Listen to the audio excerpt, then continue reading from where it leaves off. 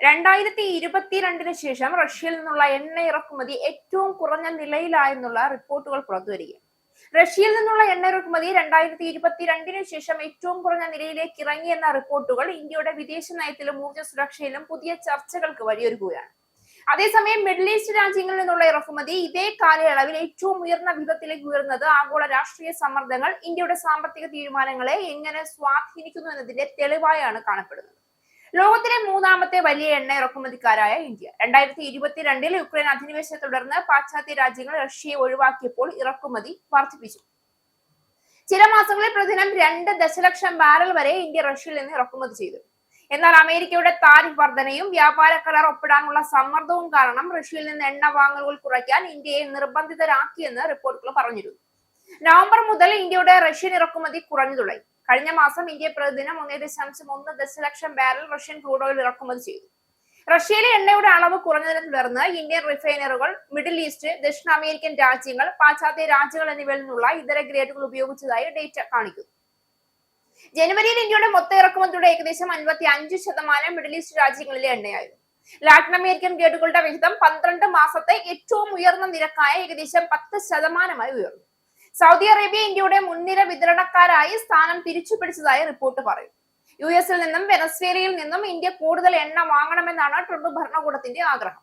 2022 Russia യുക്രൈനെ അധിനിവേശം ചെയ്തതോടെ പാശ്ചാത്യ രാജ്യങ്ങൾ റഷ്യക്കെതിരെ കടുത്ത സാമ്പത്തിക ഉപരോധങ്ങൾ ഏർപ്പെടുത്തി.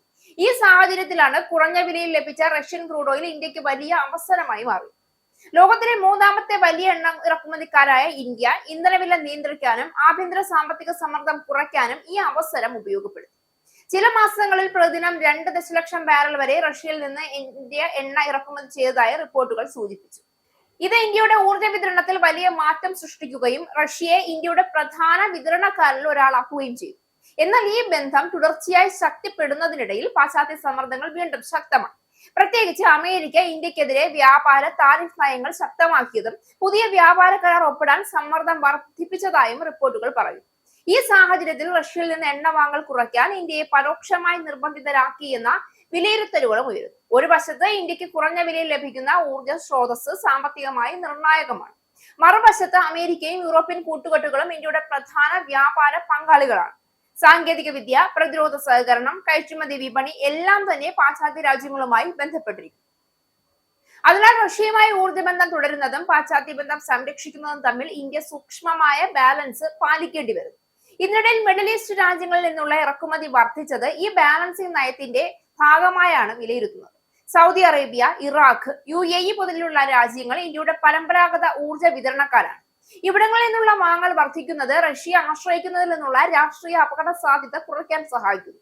കൂടാതെ ഗതാഗത സൗകര്യം, പഴയ കരാറുകൾ, സ്ഥിരമായ വിതരണ ശൃംഖല എന്നിവയും മിഡിൽ ഈസ്റ്റ് എണ്ണയെ കൂടുതൽ സുരക്ഷിതമായ ഓപ്ഷനാക്കുന്നു. എന്നാൽ ഈ മാറ്റത്തിന് ചില വെല്ലുവിളികളുമുണ്ട്. റഷ്യൻ എണ്ണ സാധാരണയായി കുറഞ്ഞ വിലയിൽ ലഭിച്ചിരുന്നു. അതിനാൽ റഷ്യയിൽ നിന്നുള്ള വാങ്ങൽ കുറയുന്നത് ഇന്ത്യയുടെ ഇറക്കുമതി ചിലവ് വർദ്ധിപ്പിക്കാൻ ഇടയാക്കും. ഇത് പെട്രോൾ, ഡീസൽ വിലകളിലും ഗതാഗത ചിലവിലും ഒടുവിൽ സാധാരണ ജനങ്ങളുടെ ജീവിത ചെലവിലും പ്രതിഫലിക്കാം. ആഗോള വിപണിയിലെ ചെറിയ മാറ്റങ്ങൾ പോലും ഇന്ത്യ പോലുള്ള വലിയ ഇറക്കുമതിക്കാരുടെ സമ്പദ് വ്യവസ്ഥയെ ശക്തമായി ബാധിക്കുമെന്നത് ഇതിലൂടെ വീണ്ടും തെളിയിക്കുന്നു. ഇത് ഇന്ത്യയുടെ ഊർജ്ജ സുരക്ഷാ നയത്തെക്കുറിച്ചുള്ള വലിയ ചോദ്യം ഉയർത്തുന്നു. ഇന്ത്യക്ക് യഥാർത്ഥത്തിൽ സ്വതന്ത്രമായ ഊർജ്ജതന്ത്രം ഉണ്ടോ? അല്ലെങ്കിൽ ആഗോള ശക്തികളുടെ സമ്മർദ്ദങ്ങൾക്കനുസരിച്ച് തീരുമാനങ്ങൾ മാറേണ്ടി വരുന്നുണ്ടോ? വിദേശ നയത്തിൽ സ്ട്രാറ്റജിക് ഓട്ടോണമി എന്ന ആശയം ഇന്ത്യ സ്ഥിരമായി മുന്നോട്ട് വെക്കുന്നുണ്ടെങ്കിലും ഊർജ്ജം പോലുള്ള നിർണായക മേഖലയിൽ അത് നടപ്പിലാക്കുന്നത് എത്രത്തോളം സാധ്യമാണെന്ന ചർച്ച ശക്തമാവുകയാണ്. ഭാവിയിൽ ഇന്ത്യ കൂടുതൽ വൈവിധ്യമാർന്ന ഊർജ്ജ സ്രോതസ്സുകളിലേക്ക് നീങ്ങേണ്ടി വരും. പുനരുപയോഗ ഊർജ്ജം, ആഭ്യന്തര ഉൽപാദനം, പുതിയ അന്താരാഷ്ട്ര കരാറുകൾ ഇവയെല്ലാം കൂടി മാത്രമേ ഇറക്കുമതി ആശ്രയം കുറയ്ക്കാൻ സാധിക്കൂ. അതുവരെ റഷ്യയും മിഡിൽ ഈസ്റ്റും പാശ്ചാത്യ രാജ്യങ്ങളും തമ്മിലുള്ള ശക്തി സമവാക്യങ്ങളിൽ ഇന്ത്യ സൂക്ഷ്മമായി നീങ്ങേണ്ടതായിരിക്കും.